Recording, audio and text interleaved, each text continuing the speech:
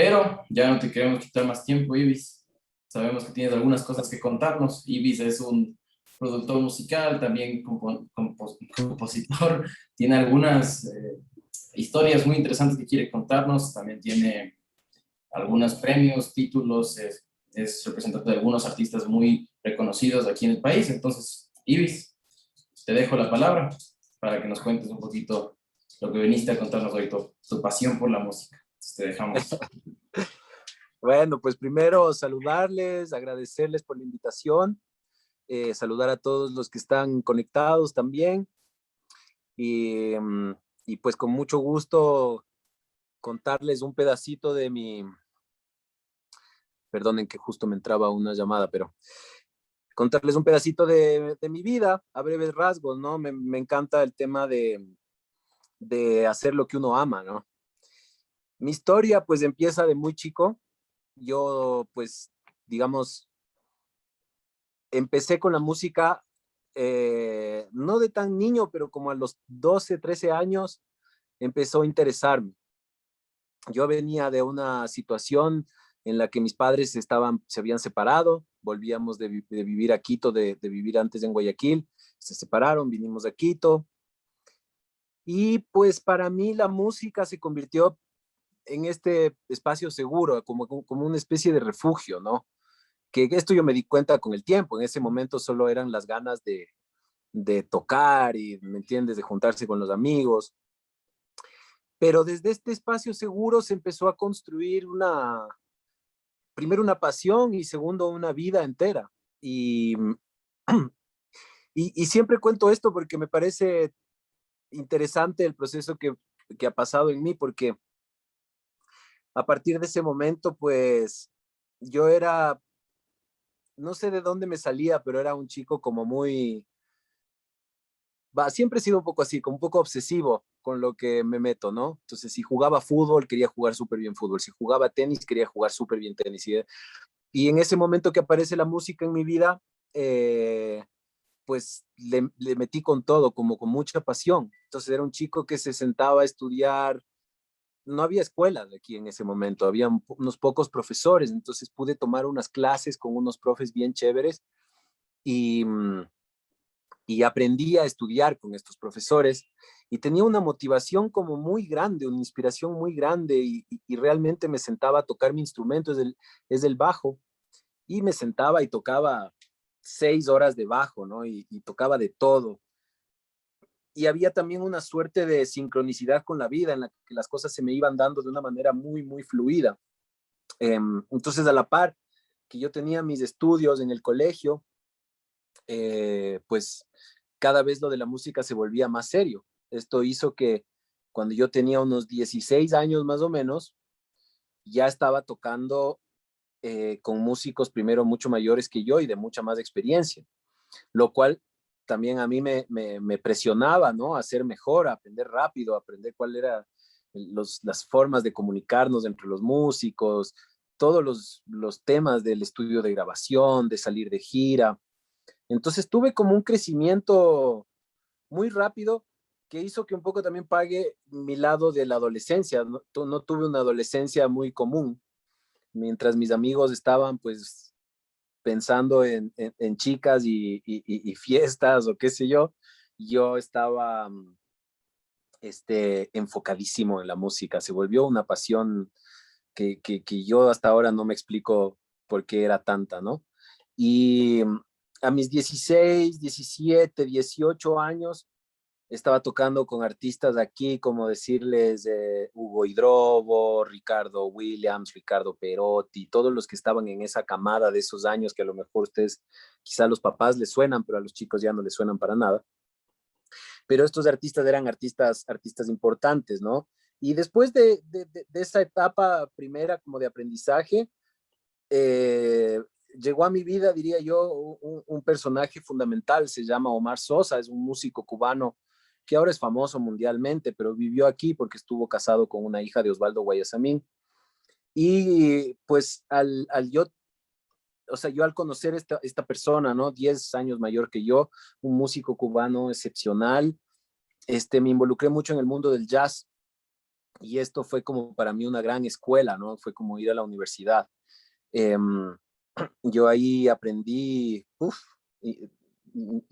infinidad de cosas maravillosas que me sirvieron para la vida, pero más que las musicales, muchas cosas de valores, ¿no? Muchas cosas de cómo son las partes éticas y el funcionamiento más profundo de esto que hacemos como profesión en relación al respeto a la música, por ejemplo, él era un músico que estaba involucrado con la religión yoruba, entonces cómo se iba conectando los mundos espirituales a la música. Y entonces el jazz se volvió también una súper obsesión, donde, claro, es esta música donde el que más toca es el más bacán, ¿no? O sea, el que hace las escalas más increíbles. Eh, Nos fuimos a girar, yo a los 18 años tuve que pedir permiso para no hacer la conscripción, porque nosotros hacíamos, antes era obligatoria la conscripción militar, y nosotros ya teníamos una gira, entonces imagínense que 18, 19 años, yo estaba en Brasil, estaba en México, estaba en Japón, estaba en Francia, eran años de muchísima actividad y yo era un bebé y yo no me daba cuenta qué estaba pasando a mi alrededor ni cuánto me estaba afectando positivamente, ¿no? Estas decisiones. Igual el apoyo de mi madre, que fue incondicional, eh, incondicional hasta el punto en el que me dijo, ok, tú quieres hacer esto de tu vida, hazlo tú, ¿me entiendes? Ella nunca me regaló ni una cuerda para mi bajo, ni un cable, eh, y de hecho, o sea, mi último año de colegio lo pagué yo. Yo le ayudaba a mi mamá porque mi mamá era sola y estaba a cargo de sus 3 hijos, yo y mis 2 hermanas. Entonces ya pues yo ganaba mi dinerito trabajando como músico, me compré mi carrito, este, y, pues me hice cargo un poco de mí mismo y de mi vida. Esto hizo también, pues al estar involucrado en tantas cosas, me enamoré y tuve un hijo también muy chiquito. Empecé muy pronto. Entonces yo tengo ahora 4 hijos. Mi primer hijo tiene 28 años. Entonces yo empecé a los 18 años a ser papá. Entonces, pues ya era una persona que tenía responsabilidades de muy joven. Entonces, era o aprendía a trabajar o aprendía a trabajar, ¿no?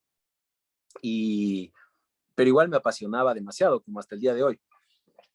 Y entonces la vida me llevó por ahí, por allá, eventualmente ya pues esta etapa de giras bajó un poquito, regresamos a Ecuador y empecé a trabajar en un estudio con Omar para un brasilero, que ambos, Omar y el brasilero, para mí eran una suerte de figuras paternas, ¿no? Eran unos role models increíbles, ¿no? Aprendí todo. Kiko se llamaba mi primer jefe de estudio, con él aprendí a manejar un estudio, a manejar una sesión de grabación, entender cómo van los micrófonos, el sonido, igual siempre muy involucrado, leyéndome los manuales, todos de los equipos, investigando. Eran años donde todavía el internet ni siquiera había explotado, no había ni celulares, imagínense, estábamos todavía hablando usábamos unos aparatitos que se llamaban Viper, que te dejaban mensajes, una operadora, eran otros tiempos, ¿no?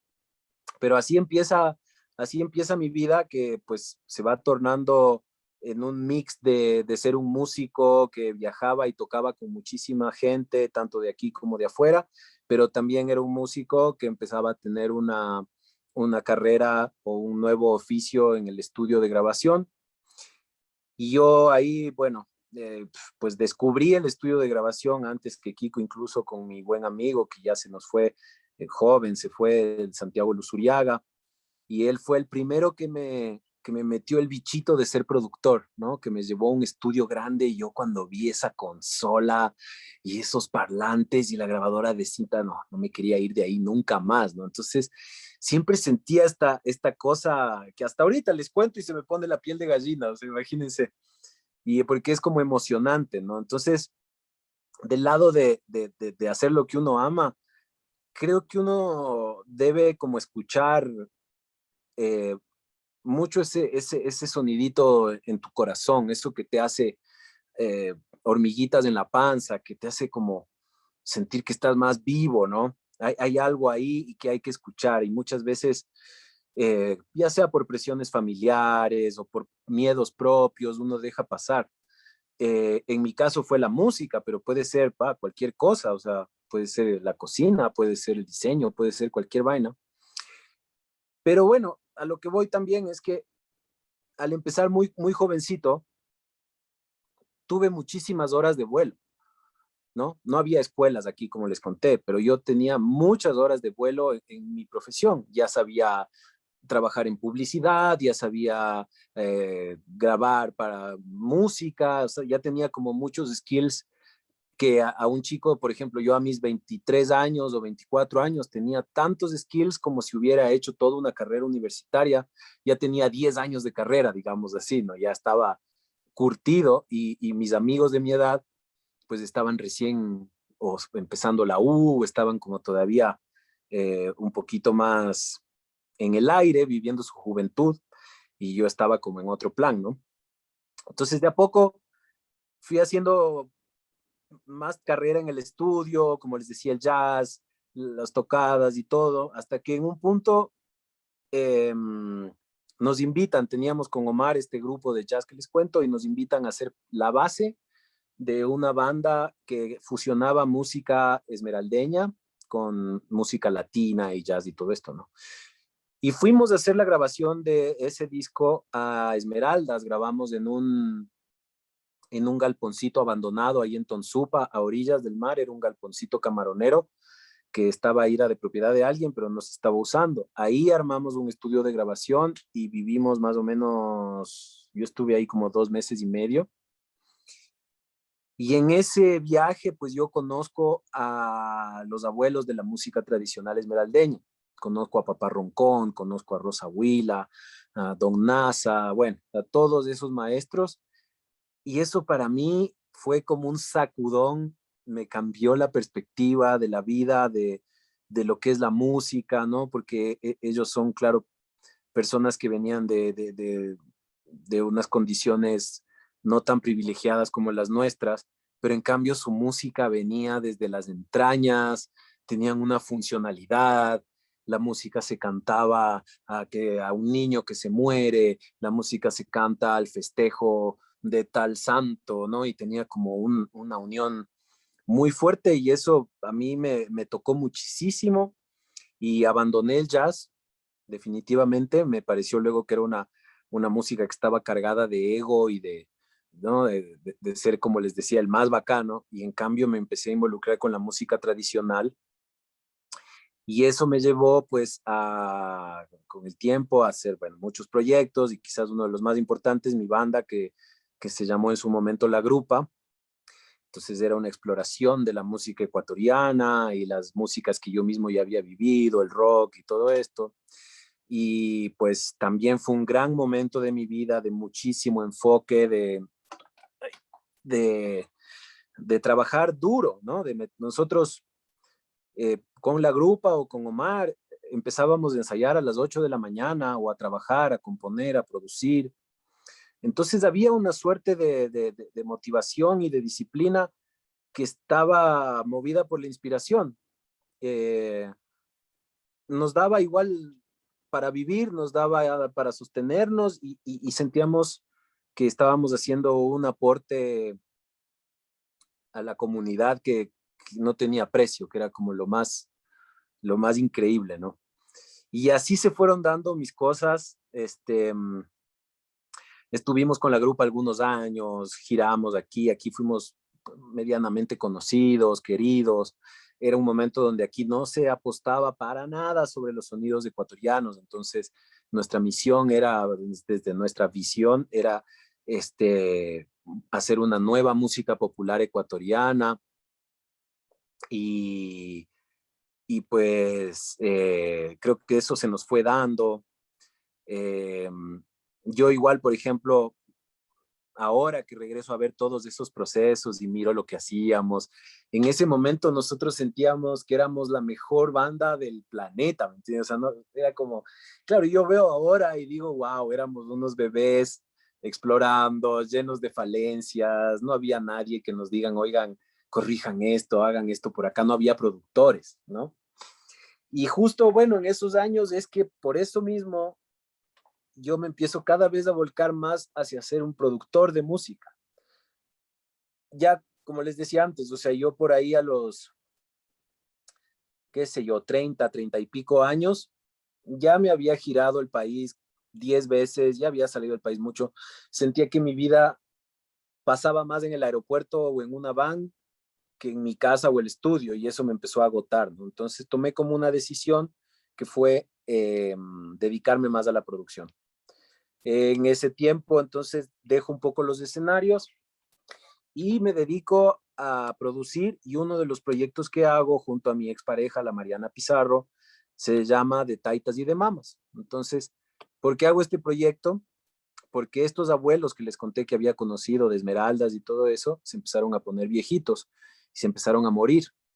Y morían en la indigencia, en el olvido, entonces, y aparte eran mis amigos, o sea, tenían 35 o 40 años más que yo, pero eran mis amigos, pues, de hablarnos por teléfono, de que vengan a tocar, o sea, había mucha interacción, y esto como que me movió una vez más, me motivó una vez más, y hacemos este gran proyecto donde viajamos por todo el Ecuador, llevando un estudio de grabación y cámaras de video, y visitando a estos abuelos para registrar el legado cultural que ellos tenían para dejar. Ahí viajamos por ejemplo, fuimos a Pujilí y grabamos, eh, se me fue al maestro Julián Tucumbi, en Esmeraldas a Papá Roncón, a Don Nasa, fuimos a la selva, con Mishki Chuyumbu, fuimos a Manabí con un hombre que tocaba en la playa, tocaba Amor Fino, que se llama una música manaba, tocaba en la playa, entonces Mariano Palacio se llama, y creo que por ahí se me está escapando, las Tres Marías, hermosísimas, las Tres Marías, imagínense, tres mujeres que son hermanas, hijas de los fundadores de la banda Mocha del Valle del Chota, que es una banda muy especial, son todos negros y tocan como caminando por las calles con instrumentos de viento y con tambores, y tocan como música ahí ecuatoriana. Las Tres Marías, siendo hijas de ellos, al oído se empiezan como a aprender los instrumentos y hacen un trío, como un trío coral, ¿no? Muy interesante, como que imitando los instrumentos. Entonces, en ese proyecto pudimos grabar así unas 6 joyas de abuelos de la música del Ecuador. Entonces, en este momento quizás hago una pequeña pausa porque quisiera que se den cuenta cómo las decisiones que fui tomando por motivación y por inspiración nunca dejaron de estar ligadas unas con las otras. O sea, pasaron 20 años y pues volvía a pasar un poco por los mismos lugares desde otro momento y con otro aporte, con otro tipo de experiencia y de experticia, digamos, ¿no? De saber muchas más cosas, saber manejar ya no solo un estudio, ya no solo tocar el bajo, ya poder mentalizar un proyecto, levantar recursos, un montón de recursos, hacerte cargo de 25 personas. Entonces, esta parte de seguir, ¿no? De no parar, de levantarte todos los días, volver a ir al estudio, tratar de hacer algo, pensar en una nueva idea, y cómo se va, pues, desenvolviendo tu carrera en la medida de que das los pasos que el corazón te manda.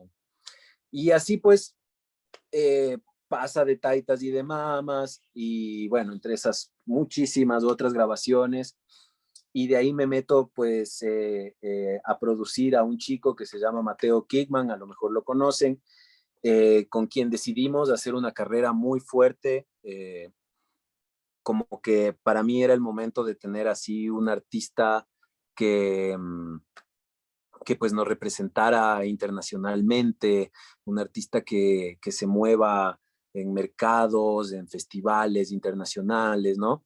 Entonces paso de no solo ya ser, porque con Mateo componemos la música, yo soy su productor, pero ante la carencia de la industria local, tomo la decisión y digo, ok, yo voy a ser el manager y voy a ser quien hace sus gestiones. Entonces, eh, con mis propios recursos, de alguna herencia, de alguna cosa por ahí, empecé a viajar a otros países, ya no con la única, digamos, ya no con la intención de hacer tocadas y eso, sino de conocer a las personas, de mi círculo que me puedan pues abrir los caminos para esto que estaba haciendo. Así conocí a muchos sellos discográficos, conocí a muchos managers, nuevos artistas, se me abrió el mundo de una manera pero impresionante. Me di cuenta que había otros locos igual que yo en la misma situación, donde vives en países quizás que no están desarrollados y qué sé yo, gente, por ejemplo, de Paraguay, de Uruguay, de Bolivia, de Perú, que nunca los tienes en el mapa, ¿no? Piensas que no está pasando nada ahí y hay gente que está ahí igual que uno. Entonces empecé a encontrar mis pares, digamos, ¿no? Y con estos pares, pues, he generado una relación que ya tiene muchos años y con Mateo, pues, dimos pasos muy, muy importantes. eh, y logramos muchos de los objetivos que nos planteamos. Tocó en Lollapalooza, en Stereo Picnic, giró en Europa como 4 veces, tocó bueno, infinidad del WOMAD, bueno, ya ni me acuerdo, pero hicimos muchísimas cosas, grabamos 2 discos, maravilloso. A la par de eso, también, miren cómo es la cosa, ¿no? Eh, Yendo a estos viajes a conocer personas en los mercados internacionales, los mercados de música, para que se hagan una idea, son como los mercados de las flores o estos así, donde va mucha gente a eventos específicos en diferentes ciudades del mundo, a comercializar sus productos, a ver oportunidades. Y en una de estas yo conozco también a un productor que para mí era como uno de mis ídolos, ¿no? Se llama Iván Benavides de Colombia. Él, para que tengan idea quién es, él pues era uno de los líderes de Sidestepper, una banda que les recomiendo ir, pero a la par también él fue uno de los que crearon Carlos Vives. Él es el compositor de La Tierra del Olvido, él es quien sacó Chucky Town, él es el que sacó Totola Momposina, Los Gaiteros de San Jacinto, bueno, un genio. Nos hicimos amiguísimos porque nuestras vidas y nuestras carreras eran tan similares. Él igual unos 10, 15 años mayor que yo. Y con él hicimos otro proyecto, por ejemplo, porque él grabó mucha música tradicional colombiana, yo había hecho acá ya mis cositas, hicimos un proyecto de música esmeraldeña tradicional, pero los dos dijimos, pero ya no con abuelitos, porque ya hemos trabajado mucho con abuelitos, entonces hagamos un proyecto con gente nueva que esté interesada en mantener su cultura viva. Y así hicimos un proyecto entre 2 países, músicos de Colombia, músicos de Ecuador. Esto se llama Río Mira y es un proyecto de marimba tradicional, pero que ya los pusimos a girar 3 veces en Estados Unidos, hicieron Tiny Desk, que es algo que a lo mejor conocen. Entonces ya son como unos puntos que nos van conectando y poniéndonos en el mapa internacional, ¿no? Y una vez más, noten que sigo hilando la misma carrera que hice toda la vida, ¿no? O sea, vuelvo otra vez a la marimba, a la música tradicional, vuelvo a toda la vuelta, y lo cual pues me llena de emoción, ¿no? Entonces uno se va volviendo una suerte de experto, pero es por la cantidad de veces que uno hace una cosa, o sea, porque uno puede ser, digamos, un arquitecto, ¿no es cierto? Pero sales de la universidad y todavía no construiste una casa. Entonces, tienes que hacer tu primera casa y en esa casa tienes que tener errores y cosas que no funcionan y cosas que tienes que arreglar. Pero después de que ya te hiciste tus 30 casas, ya estás listo para primero hacer una casa increíble y también ya quieres hacerte un edificio. Entonces ya te montas un edificio y después de ese edificio, ¿me entiendes? Ya tienes la experiencia, ¿no? Entonces, sí, es cierto, mi carrera, yo no tengo ningún título universitario, no, pues no tuve el chance por ser padre joven, por estar en todas estas vueltas, no me arrepiento, me hubiera encantado desde algunos puntos donde, claro, te quedan como unos huecos siempre ahí resonando, pero ahora me considero que soy un experto en lo que sé hacer. Puedo ser un consultor en cualquier tema de la música, ¿me entienden? Y cuando necesito, qué sé yo, cosas que yo no sé manejar, sé a quién tengo que pedirle ayuda y levanto el teléfono e invito a gente a trabajar, ¿no? Que eso también es otra cosa que les quiero compartir. O sea, siempre mi visión sobre lo que hago ha sido comunitario, ¿no? Yo no soy el tipo, si bien yo he estado liderando muchos de los procesos, para mí, sobre todo en la música, que como dice un amigo mío querido, el Mario Breuer, dice, la música es un fenómeno es simultáneo y colectivo, para que sea lindo, ¿no? Y si bien ahora la sociedad nos lleva a ser cada vez más individualistas y pues que cada uno se haga cargo de su éxito, entre comillas, porque es lo que ves en las redes y no es lo que pasa, yo siempre he creído que mientras más comunidad esté involucrada en cualquier tipo de proyecto, es mucho más enriquecedor para uno y para todo el proceso y para el proyecto en sí, ¿no? Entonces siempre me ha gustado colaborar en muchos de los aspectos de mi carrera. Y bueno, y de ahí para acá han pasado muchas cosas, o sea, eh, ¿qué les puedo decir? He grabado muchísimos discos, mucha de la música que oyen y que oyeron pasó por mis manos aquí en el Ecuador. Este, como que me siento muy honrado porque pues mis amigos, mis colegas ven en mí esta persona que tiene como esta experiencia.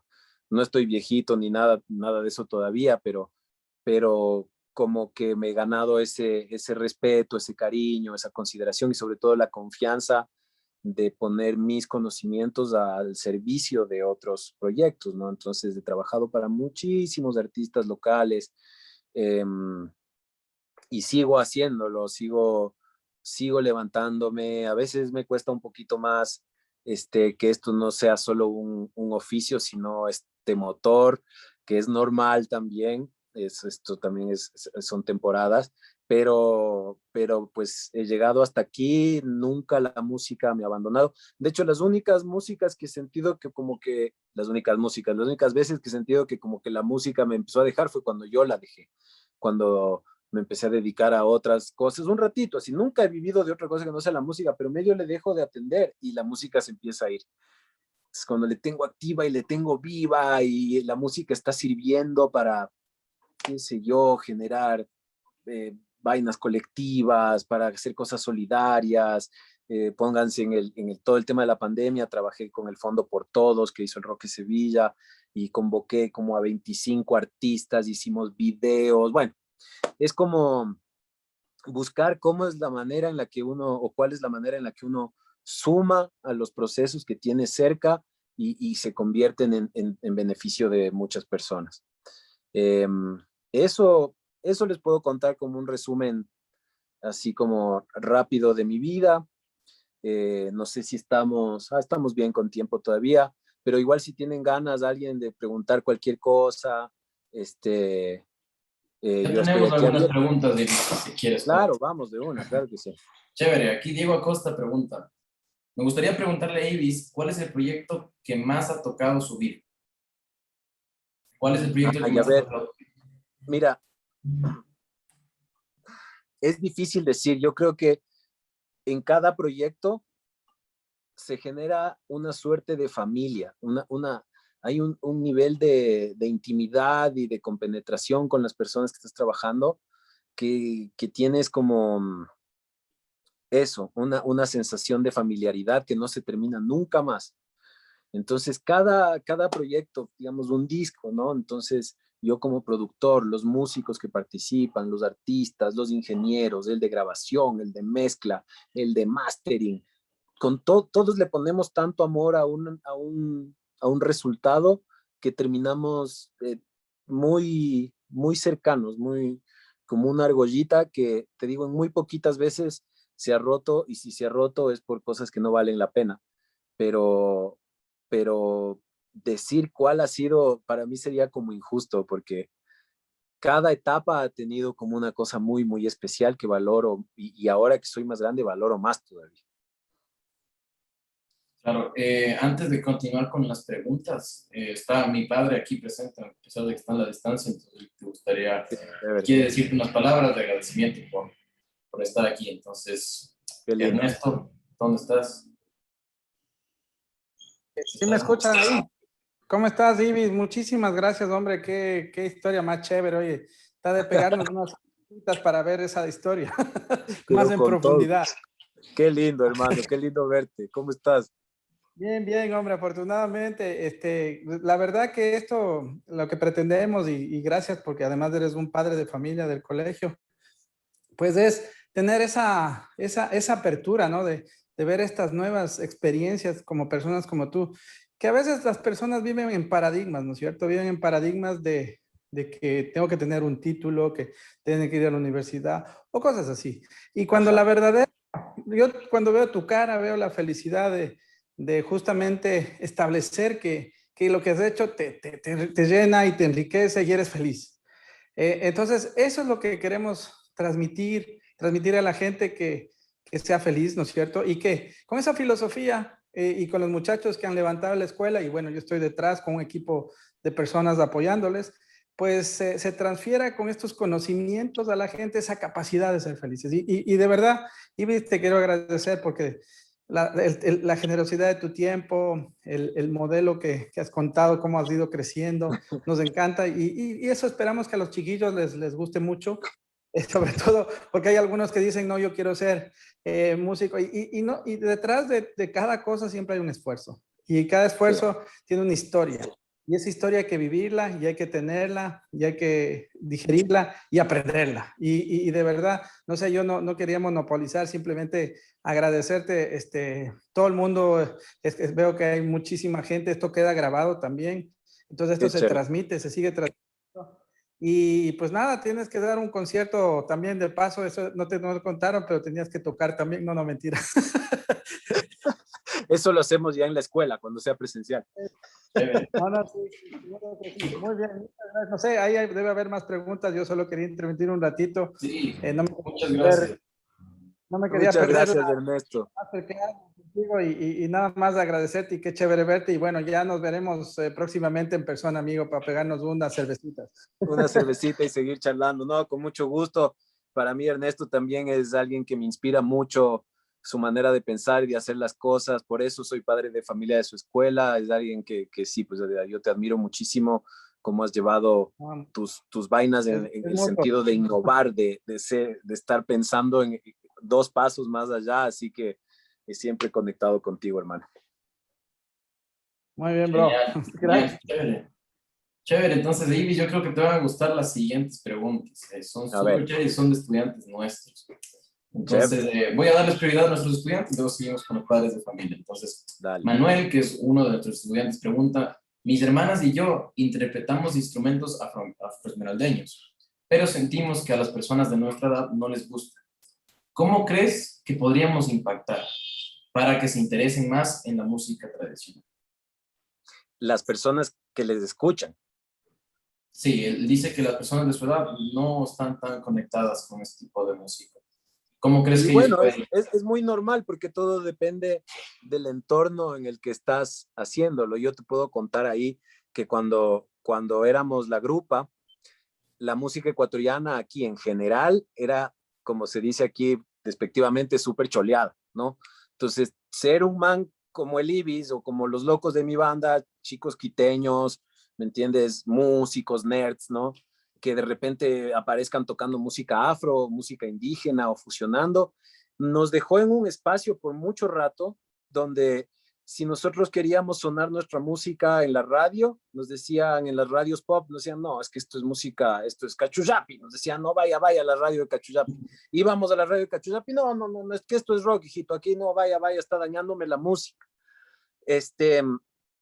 Yo creo que hay que partir de lo que uno siente, porque cuando uno lo siente, alguien va a terminar conectando, ¿me entiendes? Siempre que uno está movido por por el gozo de hacerlo, alguien va a decir, oye, esto está increíble. Y es muy probable que, ¿cómo se llamaba el loquillo? No me acuerdo el nombre, pero es muy posible Es Manuel. que si ustedes van por ejemplo, montan un pequeño repertorio y se van a tocar esmeraldas, seguro la gente los va a apreciar. O puede ser que lleguen esmeraldas y les van a decir, oye, pero ¿por qué ustedes no son negros? ¿Me entiendes? Que ya me ha pasado a mí también, ¿no? O sea, me han dicho, ¿cómo así hay un blanquito de Quito aquí moviendo la música afro, ¿no? Entonces uno tiene que estar también, pues, saber que esas cosas pueden pasar, ¿no? Pero si a uno le gusta, le mueve, porque también tienes que saber, tú puedes estar tocando música afro, ¿no? Pero no eres negro, pues. Entonces, a mí me pasaba, ¿no? Que yo tocaba música afro y decía, oh, qué rico, ya la estoy partiendo, pero cuando me voy a Esmeraldas y veo cómo la tocan los negros, me muero de la vergüenza, pues no, digo, qué bestia, soy un irresponsable, ¿no? Porque hay una cosa también que viene de siglos de cultivarse genéticamente en las personas, pero que no te detenga eso, hermano. O sea, hay miles de formas de interpretar y todos. Yo no soy amigo de estas acusaciones que siempre sacan sobre la apropiación cultural, ¿no? Soy enemigo de eso en el sentido de que si alguien viene y agarra los tejidos de Otavalo y se va a Nueva York a vender y hacer su marca y todo a nombre, ahí sí me parece que es terrible. Pero en cambio creo que todos somos generadores permanentes de la cultura. La cultura no es una cosa estática. No es que la música esmeraldeña se quedó en Papá Roncón o la música indígena se quedó en Julián Tucumbi. Todos tenemos pues la capacidad de conectarnos, por ejemplo, con una música islandesa que nos pareció increíble y combinarle con algo que nos pareció hermoso africano y luego con rock y todo. Para mí esa es la vida de la cultura, justamente es lo que va alimentando y nos va sosteniendo como comunidad. Así que denle, pero sin miedo. No importa si a la gente de su edad no les gusta, que seguramente les gusta otras cosas, pero ustedes si lo disfrutan, alguien va a conectar. Háganle con todo. Chévere, Ibis, te cuento que justo Manuel y sus hermanas son de Esmeraldas. Ellos son de los estudiantes que están remotos desde Esmeraldas, entonces Ah, creo qué que chévere, tienen. si están allá. Entonces, pero les está pasando eso con la gente de Esmeraldas. Es que es normal, es normal. Y además, también ahí te voy a decir otra cosa. A la gente joven en este momento lo que le gusta es el reggaetón.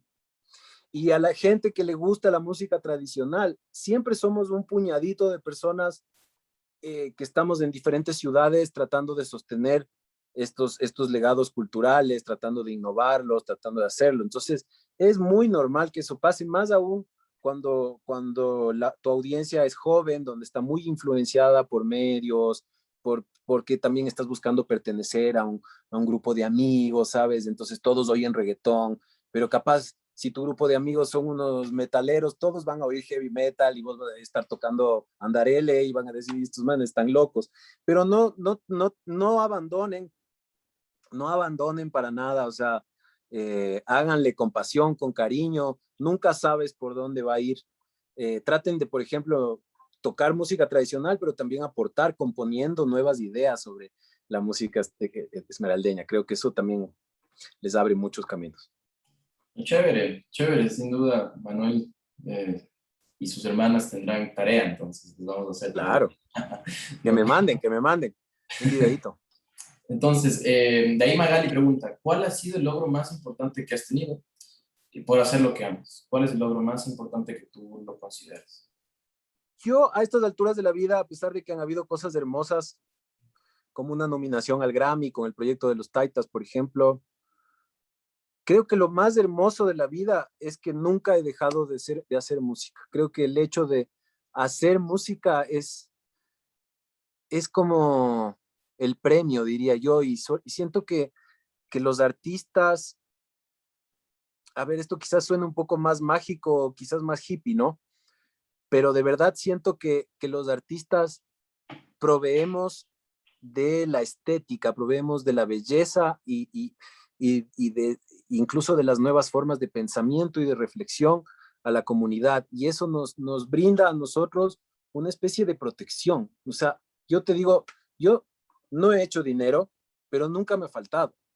Voy siempre ahí con las uñas, nada me ha faltado. Siempre vivo una vida de privilegios, ¿me entienden? Mi vida es privilegiada, vivo con privilegios porque decido lo que quiero hacer, me levanto todos los días a hacer lo que quiero hacer, mi vida es privilegiada porque sueño en cosas que luego las cumplo, y creo que ese es, pues siento que ahora es mi mayor logro, no necesito un Grammy, ni un Oscar, creo que el logro es ese, es poder hacer y ofrecer y tejer arte y música para la gente.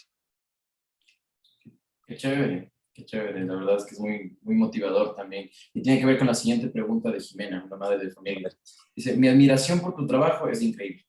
Mi pregunta es, ¿cómo logras seguir motivado? Porque si bien hemos escuchado una gran trayectoria, también deben haber existido momentos difíciles.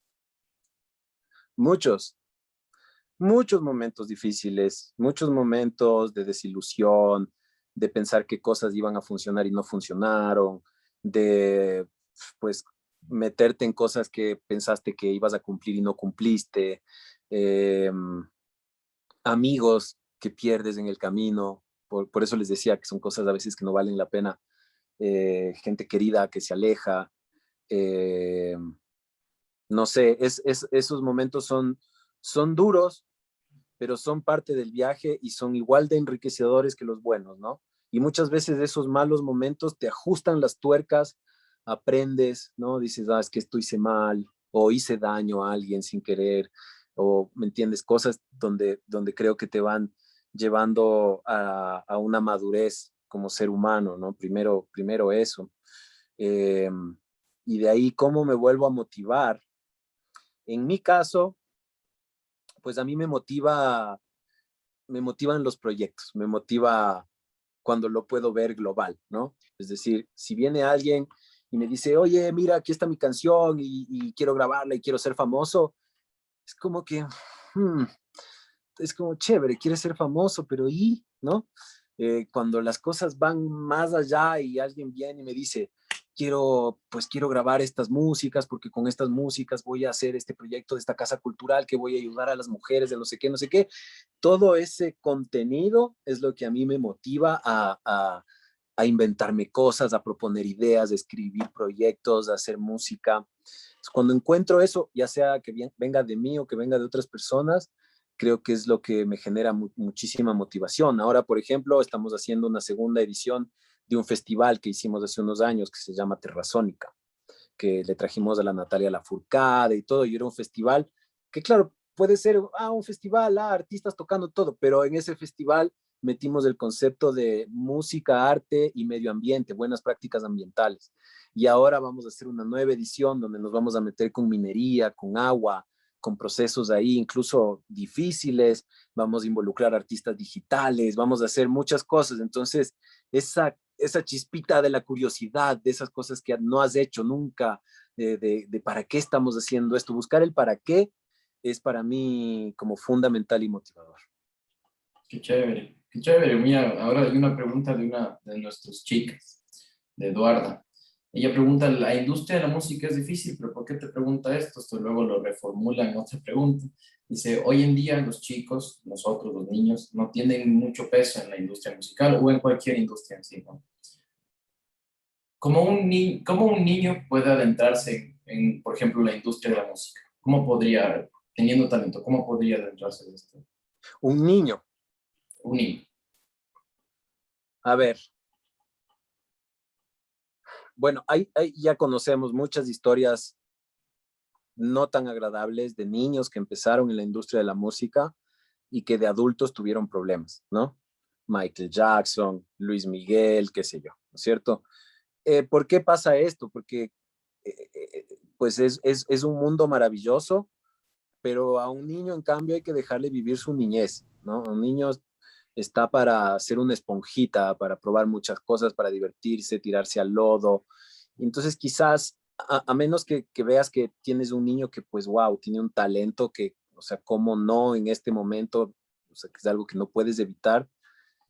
Yo como papá, si tuviera ese niño o esa niña eh, que veo que tiene un mega talento, haría todo lo posible para que eso se canalice de tal forma que se compagine entre su vida normal y familiar y de crecimiento y desarrollo y que su arte se siga desarrollando y puliendo y que nunca se abandone.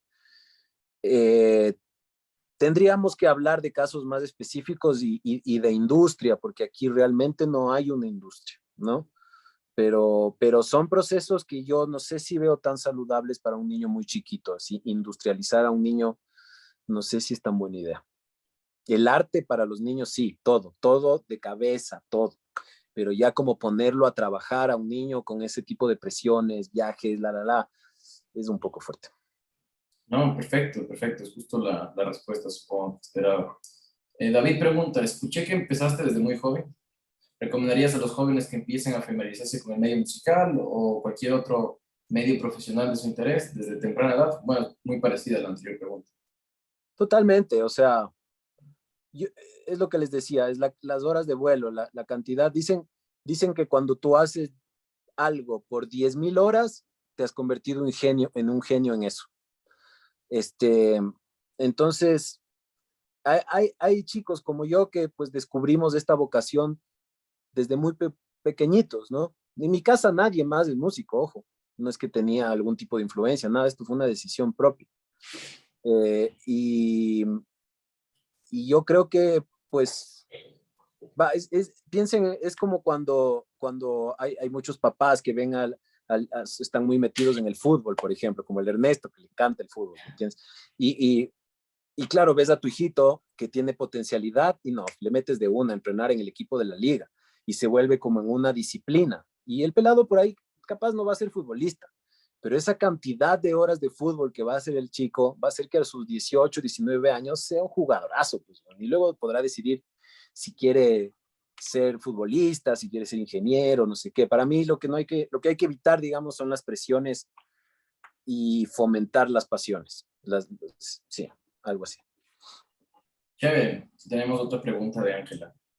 Mencionaste que a los 23, 24 años ya tenías las skills que necesitabas y las desarrollaste en la práctica.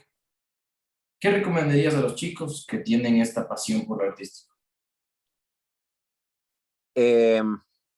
Ojo, yo a los 23, 24 años tenía unos skills, hoy tengo otros skills, ¿no? Más, muchos más.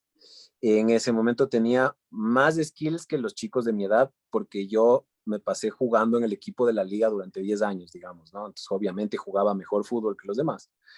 Entonces, mi recomendación es que, es parecida a la pregunta anterior, pero si tú ves que tu hijo le apasiona la música o le apasiona la pintura, hay que fomentarle. O sea, yo pienso que en el arte está una de las soluciones más importantes para los problemas de la humanidad que tenemos hoy en día.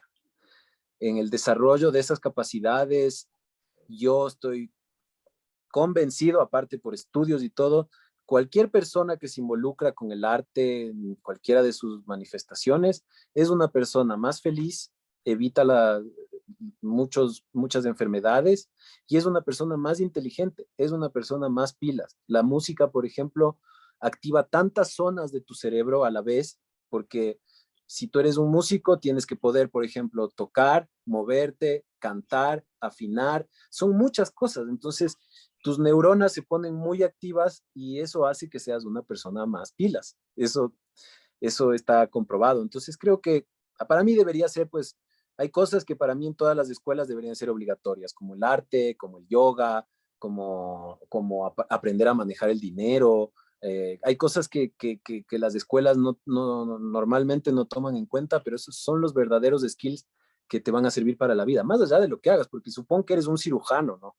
Si neurocirujano, operación de 8 horas de cerebro abierto y eres un genio, pero llegas a tu casa a tocar tu contrabajo, tocando Miles Davis y eso te va a transportar a un lugar nuevo, sano, de distensión. Es como, hay que ver el arte como, ahora, por ejemplo, que estamos en todos los temas de pandemia y que son tiempos difíciles, yo creo que la salud mental es un tema del que hay que hablar y hay que hablar muy en serio y considero que en el arte hay una respuesta.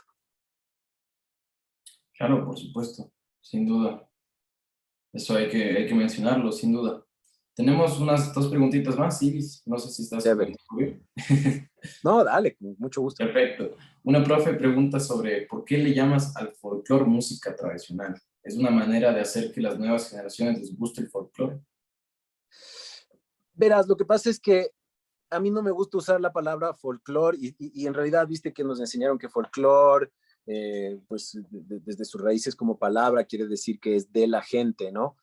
Pero el folclore pues se ha tornado, eh, es decir, cuando tú ves, esto es para ponerles el ejemplo, ¿no? Caminas por el Amazonas y de repente te encuentras ahí con un indígena, pero vestido de mapache, con una cosa así de plumas hasta acá, que toca el charango y canta y está tocando, pues, Dust in the Wind, por ejemplo, ¿no? Y entonces eso se vende como folclore y vas a ver las artesanías y son de un formato, de unos tejidillos ahí o qué sé yo, con unas pinturillas, donde eso para mí es folclorizar las tradiciones. A mí me gusta hablar de música tradicional o de las tradiciones porque estas son las cosas que se han ido transmitiendo de generación en generación, de cultura en cultura, que tienen un respeto, una razón de ser, el Inti Raymi, los tejidos, o sea, hay un mundo de cosas que se folclorizan, ¿no? Y yo, otro ejemplo que les doy, cuando fui a grabar a este amigo en la selva, el Mishki Chuyumbu, de repente le digo, bueno, ya toquen, dice, ya nos vamos a poner el vestuario, y Mishki llega con su grupo y estaban puestos como unos taparrabos de leopardo, tocando guitarras españolas y maquillados, ¿me entiendes? O sea, yo le decía, pero Mishki, esto no puede ser tu cultura, o sea, estás folclorizándote, estás realmente poniéndote en un lado como turístico que no sé si me cuadra. Entonces prefiero hablar de las tradiciones, de los patrimonios, de los legados culturales. Ok, perfecto. Y a mí, yo tengo una pregunta que me gustaría que le enfoques como hijo, porque tú hablaste de tu mamá, de cómo ella no te dio para una cuerda, un cable, pero tampoco es que te dijo no, sino que te apoyó y te dijo, bueno, si a ti te gusta eso, puedes dedicarte a eso sin ningún problema. ¿Cómo le viste tú como hijo? Porque ahorita, claro, hay chicos que a veces no entienden las decisiones de sus padres, entonces me gustaría ver tu punto de vista acerca de cómo tu mamá hizo contigo. Wow, o sea, si ahora me doy cuenta y digo, pobre mi mamá, ¿no? Porque debe haber dicho, pobre, soy el único músico de la familia, entonces debe haber dicho, pobre este chico, el divorcio y todo está todo tan afectado, entonces va a agarrar un rumbo, ¿me entiendes? Errático, qué sé yo. Entonces, pobrecita mi mamá, que pues me vio tan apasionado con esto que no había otra forma, o sea, yo no es que había una opción, yo voy a ser músico, mamá, entonces como que lo tuvo que aceptar y como hijo en relación a mi mamá, ahora lo único que tengo es gratitud, porque tampoco fue como que me dijo, ah, sí, mijito, ¿quieres ser? Ven, te compro estos instrumentos y te armo esta sala de ensayo para que lo hagas. No, hazlo tú y esfuérzate y lógralo. Entonces eso a mí me metió también en una onda de tengo que lograrlo por mi mamá, porque yo se lo dije que quería hacerlo y tengo que demostrarle a mi mamá que lo puedo hacer. Entonces, pues como hijo, entender, porque los papás operamos mucho desde nuestros propios miedos, ¿no? Tratamos de contener a los hijos por cosas que nos pasaron y no quieres que les pase, ¿no? No quieres que pasen, que sufran. Lo mismo que vos sufriste, ¿no? Esta típica imagen que tenemos, que viene desde los miedos, desde también los propios esquemas que nos han planteado en nuestra casa, porque tus padres también tienen sus padres, o sea, tus Dejémoslo abuelos. eso rapidito, Tita, y ahí por ahí vemos, ¿ya? Ahí Perdón, estamos, se le silenció. no Bueno, hay sí, problema. tranquilo. Pero eso, entonces, como hijo uno tiene que entender que tus padres pues son otros niños, ¿no? Son como tú, son personas que tienen 30 años más que vos, pero estamos viviendo en un mismo tiempo y espacio y ellos tienen sus propios traumas, sus propios problemas, sus propios aciertos, pero siempre van a obrar desde el amor que te tienen, o sea, siempre van a transmitirte su amor. Es muy difícil que un padre, por más estricto pues o miedoso que sea, no esté operando desde el amor a sus hijos. Yo creo que el amor a un hijo es algo que no tiene comparación. Entonces, como hijo, entender eso y saber manejar el respeto de ida y vuelta ante lo que uno quiere. No, perfecto, Ibis, es justo la respuesta que esperábamos. No, perfecto, Ibis, te queremos agradecer de parte de todo el equipo de Kruger School por estar aquí, por tomarte un tiempo de visitarles a los chicos, de hablar con ellos, de responder sus preguntas. Entonces, te agradecemos de corazón y ya como tarea te enviaremos el video de Manuel y sus hermanos. Ah, no, Ya tengamos- lindísimo, lindísimo. Con mucho gusto. Gracias a ustedes, a todos los chicos, gracias por las preguntas, el Ernesto, ya saben, cuentan conmigo, cualquier cosa que pues relativa a esta, ya seas padre, madre o hijo, escríbanme nomás, no tengo ningún tipo de problema. Y eso, agradecerles de nuevo, agradecerles por el espacio, por cómo están enfocando la educación y nada, nos vemos pronto.